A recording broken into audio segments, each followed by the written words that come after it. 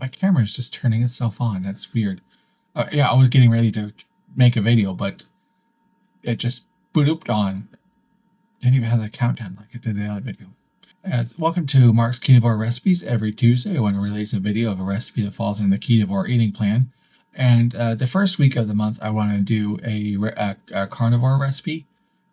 Trying to see how many carnivore recipes I can find, because what is carnivore recipe other than, meat? October, I want to be like a horror themed month. I was going to do beef heart, but I just couldn't get around to figuring out how to do that. But continuing on the theme of not being very prepared, I thought I'd look up and see if you can cook frozen chicken in the Instapot, and it looks like you can. It takes a little bit longer, naturally, since it's frozen. But let me go ahead and get to it. The stuff I looked up online didn't have like a set recipe. This is kind of what they threw together. So let me just show you what I threw together. And here's all what I'm going to put into it. Just a bit of cooking avocado oil. I'm going to go with 4 cloves of garlic.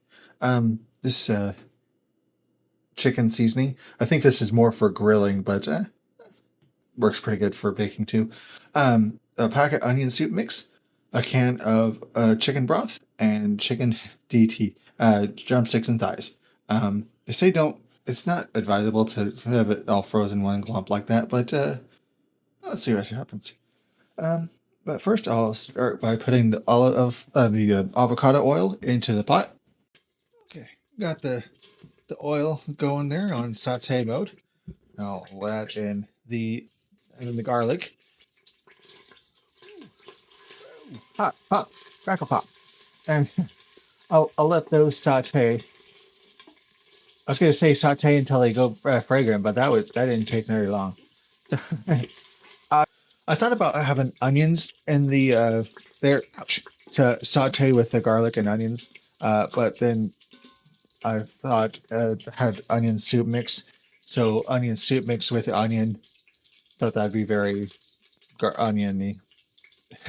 But anyway, and again, I think I already said this once before. This is just me throwing stuff together on a whim. So any suggestions would be greatly appreciated. So I'm going to let that go for a minute or two. Now I'll add in the packet of onion soup mix. Probably should have put. Is it better to put the moisture, this broth in before the soup mix, or the soup mix into the broth? Now that smells like it's starting to burn, I'll go ahead and add in a can of broth and get that thoroughly mixed in. If it's better to add the broth and then the soup mix, or the soup mix and then the broth, or if it really matters either way. Or if I'm just wasting my time altogether and just wasting my food and time and resources. But now I'll add in the basket called the trivet, I think it's called, and then the chicken. And now to season the chicken, one side, probably added too much seasoning, but well, so I don't know what I'm doing altogether, so why should I know how to do that? Anyway, I'll go ahead and season the other side.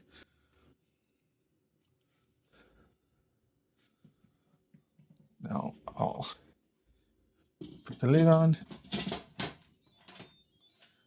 Never used the poultry option before. Let's do that. And it says, I think that's pretty consistent to do for about half an hour. Seal and let that come up to pressure. Yeah, it took a really long time for it to get up to pressure. I was starting to get nervous, but yeah, I'll just let it sit. It's not quite up to pressure because the timer hasn't turned on yet, but I'm pretty sure I set it for 30 minutes. Okay, that's been sitting for, I think, 30 minutes. I think I set the timer for. I'm going to let that decompress naturally for 10 minutes.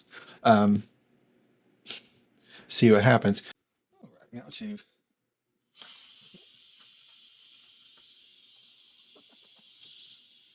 That smells good. It smells like flour.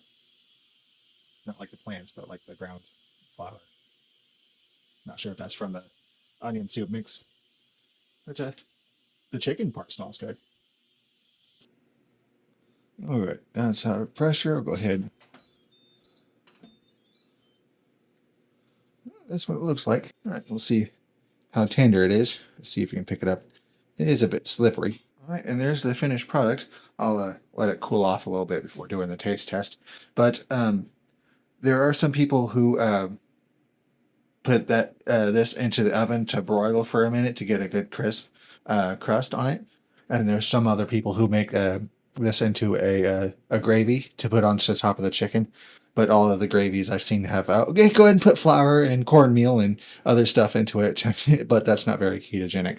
So I'll let that cool off a bit before eating it. And I'm not going to bother broiling it because if I was going to bake it, I would have just baked the chicken.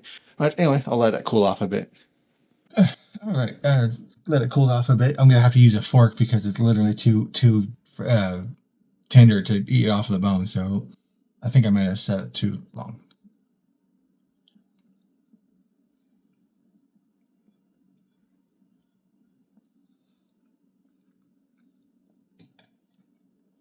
It's really good flavor.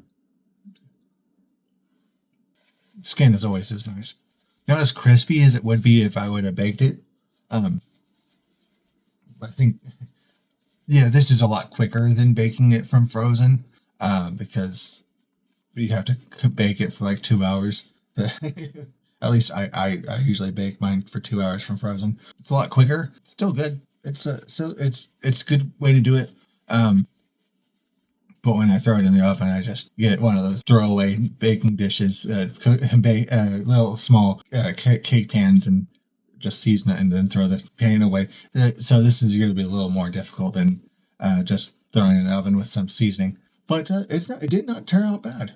I wonder how it would have turned out if I used just water instead of the chicken broth, because with the Instant Pot, you have to use some kind of liquid in the pot so it can get to steam up into pressure. But it's a good way to cook some chicken. Anyway, thanks for watching. Like, share, and subscribe, and all that good stuff. And have a nice day.